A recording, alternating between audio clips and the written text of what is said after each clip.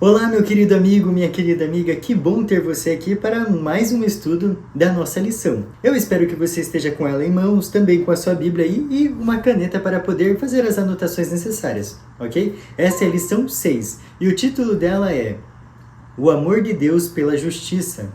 E como você sabe, antes de nós começarmos o nosso estudo, nós vamos fazer uma oração. Então, faça comigo. Querido Pai que estás nos céus, muito obrigado por mais um estudo que o Senhor nos permite ter. Muito obrigado por todas as bênçãos que o Senhor nos dá e pedimos que o Senhor seja o nosso guia nesse estudo. É isso que pedimos em nome de Jesus. Amém. O tema dessa semana está muito importante, tá? Para a gente entender um pouquinho mais sobre a justiça de Deus. Mas, antes de começarmos propriamente no tema, vamos ver o nosso verso para memorizar? Está lá em Jeremias 9:24 e diz o seguinte: Mas o que se gloriar, glorie-se nisso, em me conhecer e saber que eu sou o Senhor, e faço misericórdia, juízo e justiça na terra, porque destas coisas me agrado, diz o Senhor. No Antigo Oriente Próximo, os deuses daquela época não eram apenas inconstantes. Eles também eram imorais e imprevisíveis, e não para por aí, eles faziam também atrocidades, eles exigiam o sacrifício de crianças. Mesmo assim, mesmo fazendo tudo isso, os adoradores desses deuses não podiam contar com a bondade desses deuses, muito menos com o favor deles, por isso eles não contrariavam essas divindades tribais. De acordo com Deuteronômio 32:17, quem estava por trás desses deuses eram os próprios demônios. O Deus da Bíblia não poderia ser mais diferente em comparação com essas forças demoníacas. Yahvé é perfeitamente bom e seu caráter é imutável.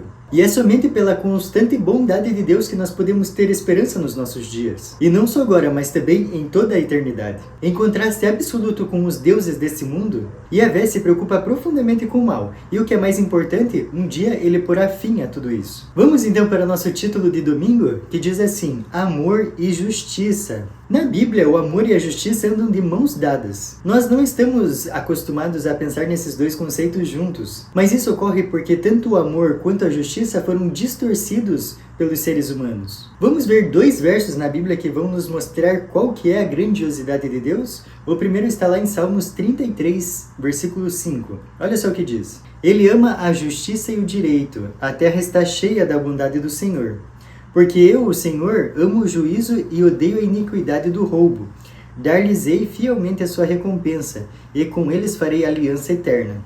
Esses dois versos nos mostram que Deus ama realmente a justiça. Como nós podemos ver na Bíblia, esses dois conceitos de amor e justiça estão inseparavelmente ligados. Por boas razões, na Bíblia também nós podemos ver que os profetas, eles diariamente condenavam a injustiça. Embora as pessoas cometam muitos erros e injustiças, Deus exerce constantemente misericórdia, justiça e juízo na terra. Em toda a Bíblia, aqueles que eram fiéis a Deus aguardavam ansiosamente pelo juízo divino, porque esse era um evento extremamente positivo, ele traria justiça à terra. De um lado, traria punição contra os malfeitores e de outro lado, libertação para os oprimidos. Diante desse cenário, Deus deixa claro o que ele espera de nós. Isso nós podemos ver lá em Miqueias 6, versículo 8, que diz o seguinte: Ele te declarou, ó homem, o que é bom e que é o que o Senhor pede de ti, que pratiques a justiça e ames a misericórdia, e andes humildemente com o teu Deus. Entre todos os aspectos que podemos refletir do caráter de Deus, um dos mais importantes é o amor, junto com a justiça e a misericórdia que dele decorrem. Vocês viram que essa lição é um complemento da lição anterior?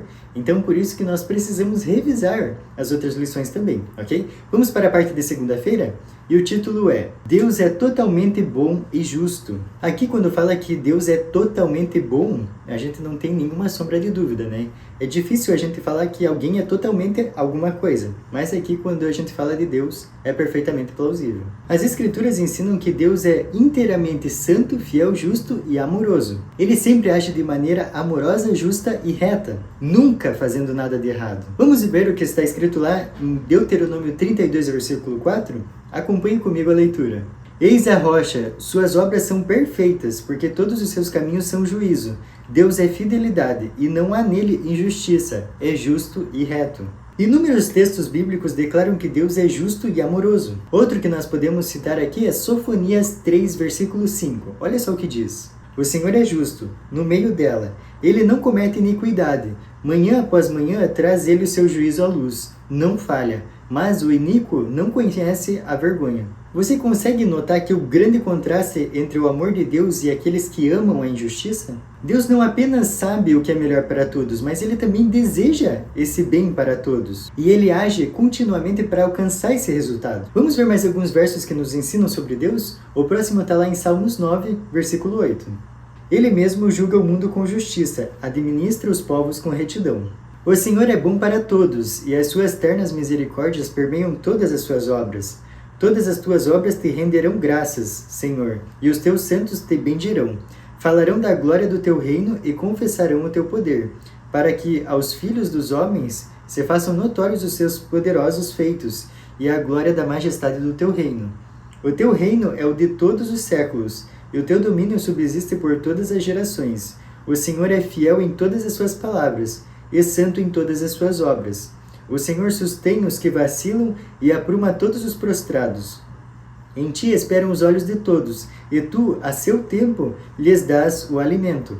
Abres a mão e satisfazes de benevolência a todo vivente. Justo é o Senhor em todos os seus caminhos, benigno em todas as suas obras. Olha só que felicidade que esses versos nos mostram. Em tudo isso, a bondade e a glória de Deus estão inseparavelmente ligadas. Deus cuida de todos os seus filhos e de todas as suas criaturas, que foi o que a gente viu no verso. Então, para você não esquecer esse verso, já marque ele na sua Bíblia. Vamos para a nossa parte de terça-feira? E o título é O Caráter Imutável de Deus. Quando nós falamos aqui de imutável, é que não muda mesmo, tá? E isso nós podemos ver até num verso. Vamos lá para Malaquias 3, versículo 6. E diz o seguinte: porque eu, o Senhor, não mudo, por isso vós, ó filhos de Jacó, não sois consumidos. Alguns entendem que Deus não muda em nenhum aspecto. O restante do verso e o seu contexto mostram que Deus não muda, mas o que está dizendo aqui é da imutabilidade moral dele. O restante do verso nos indica que Deus pode mudar no sentido de relacionamento, porque na sequência do verso nós lemos o seguinte termo: por isso, vocês, filhos de Jacó, não foram destruídos. E se você pegar o texto lá em Malaquias 3, você vai ver que o verso 7 ainda continua. Ele fala assim: vocês, filhos de Jacó, voltem a mim para que eu me volte a vocês. Então nós podemos entender aqui que Deus se envolve nos altos e baixos dos relacionamentos com as criaturas dele. Mas apesar dessas oscilações que nós vimos aqui, o caráter de Deus não muda. E isso nós podemos ver lá em Tiago 1, versículo 17. Esse texto é espetacular para você ter anotado aí na sua Bíblia. Que diz assim: toda boa dádiva e todo dom perfeito vem lá do alto, descendo do Pai das luzes, onde não pode existir variação ou sombra de mudança. Assim nós entendemos que Deus não é a fonte do mal. E complementando esse versículo, nós podemos ler Tito 1, versículo 2, que diz o seguinte: na esperança da vida eterna que o Deus que não pode mentir prometeu antes dos tempos eternos. Deus não pode negar a si mesmo, ele nunca mente e não pode quebrar as suas promessas. Podemos ter certeza que o Deus da Bíblia é o mesmo que se voluntariou para morrer em nosso lugar. Ele é um Deus em quem podemos confiar sem reservas. Também podemos ter confiança e esperança em relação ao futuro com base no que diz em Hebreus 13, versículo 8, que diz que Jesus é o mesmo ontem, hoje e para sempre. Vamos para a nossa parte de quarta-feira? E o título é Um Deus que se arrepende? Como que Deus pode se arrepender se Ele é perfeito e Ele sabe tudo o que vai acontecer? É isso que nós vamos ver nesse texto. Vamos abrir nossas Bíblias lá em Êxodo 32, versículo 14. Olha só o que diz. Então se arrependeu o Senhor do mal que dissera que havia de fazer ao povo. Deus muda de ideia quanto ao juízo, em resposta ao arrependimento ou intercessão das pessoas. Deus promete que se o povo se converter da maldade, Ele deixará de enviar o juízo que havia planejado. O fato de Deus deixar de trazer juízo em virtude do arrependimento das pessoas é um constante tema da Bíblia. Deus muda de ideia sobre o juízo em resposta ao arrependimento, mas porque Ele é bom e amoroso. Eu gostaria que você pegasse a sua Bíblia agora comigo e abrisse lá em Gênesis 6. Gênesis 6 vai trazer uma história muito interessante sobre a corrupção do gênero humano. Olha só o que diz ali. Se você começar do verso 1, você vai entender melhor o que eu estou dizendo. Mas eu queria ler com você o verso 6, que diz assim: então se arrependeu o Senhor de ter feito o homem na terra, e isso lhe pesou no coração. Então, quando você lê que Deus se arrependeu, não é algo estranho para um Deus onipotente, onipresente e onisciente? Por isso que quando a gente vai estudar alguns versos, a gente precisa ver a raiz dele, a etimologia das palavras que foram usadas para escrever esse texto. Aqui, a palavra que foi traduzida como arrepender é a palavra nahã, que ela descreve um sentimento profundo de tristeza, tá? Nesse caso aqui. No caso que a gente viu na lição, é um pouquinho diferente. quando fala do povo de Israel, né, ou de qualquer povo, de qualquer pessoa que se arrependeu em virtude de Deus mostrar para eles o caminho. Aqui em Gênesis 6, quando fala da corrupção do gênero humano, é que não tinha mais volta, tá? Então, só para a gente entender esse texto, ele se arrependeu ou teve a tristeza profunda, assim como nós, quando sepultamos nossos mortos, por ter criado a raça humana. Os seres humanos têm uma dificuldade de expressar em palavras tudo o que Deus significa. Esse estudo se chama antropomorfismo, que é justamente essa dificuldade que nós temos em descrever Deus com palavras humanas. Mas isso é só pra gente entender um pouco, tá? Em outro vídeo, se vocês quiserem, a gente pode trabalhar mais dentro desse tema, ok? Vamos para a nossa parte de quinta-feira? Apegue-se ao amor e à justiça. Eu gostaria de começar essa parte de quinta-feira lendo com você o versículo 9 do capítulo 7 de Deuteronômio. Olha só o que diz. Saberás, pois, que o Senhor teu Deus é Deus, o Deus fiel, que guarda a aliança e a misericórdia até 1000 gerações aos que o amam e cumprem os seus mandamentos. Na verdade, Deus não concede coisas boas apenas para aquelas pessoas que o servem. Ele também concede bondades até os seus inimigos. Olha só o que está escrito lá em Mateus. Ouvistes o que foi dito, amarás o teu próximo e odiarás o teu inimigo. Eu, porém, vos digo, amai os vossos inimigos e orai pelos que vos perseguem, para que vos torneis filhos do vosso Pai Celeste, porque ele faz nascer o seu sol sobre os maus e bons, e vir chuva sobre justos e injustos. Porque, se amardes os que vos amam, que recompensa tendes? Não fazem os publicanos também o mesmo? E se saudardes somente os vossos irmãos, que fazeis demais? Não fazem os gentios também o mesmo?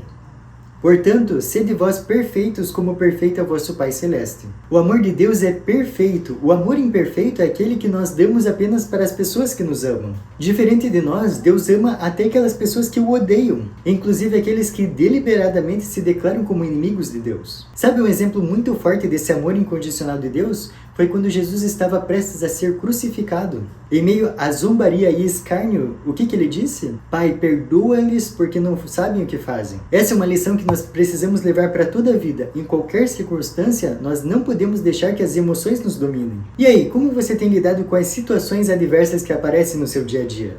É muito importante nós refletirmos como nós estamos lidando com essas situações. Vamos para a nossa parte final? Nosso estudo adicional. E tem uma frase que eu quero ler com você e gostaria muito que você refletisse no que ela tem a nos dizer. Olha só o que está escrito. Deus uniu nosso coração a Ele por meio de incontáveis provas no céu e na terra. Você já chegou a contar quantas bênçãos Deus fez na sua vida só essa semana? O ar que você respira, a comida que você tem, os relacionamentos que Deus te dá. Infelizmente, nós não ligamos para essas coisas até ser privado delas. Por isso que eu gostaria de falar para você ser mais grato a Deus por todo o amor e justiça que Ele deposita na sua vida. E eu espero que você esteja comigo no próximo resumo da semana, ok? Eu te espero na próxima semana. Até mais!